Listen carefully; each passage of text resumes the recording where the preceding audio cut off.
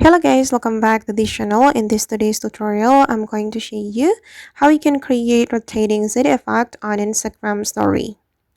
Okay, let's get into it guys. I have opened my Instagram application, and first thing first, I'm going to create an Instagram story.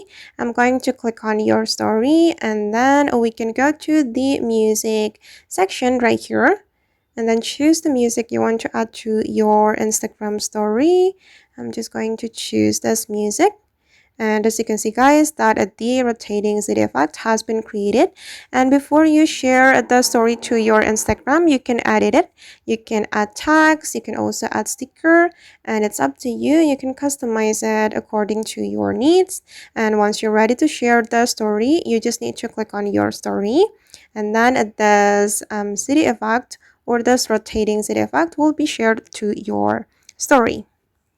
Alright guys, and that's all the way to create rotating Z effect on Instagram story. I hope this tutorial will be useful for you. Thank you so much for watching and see you in the next video.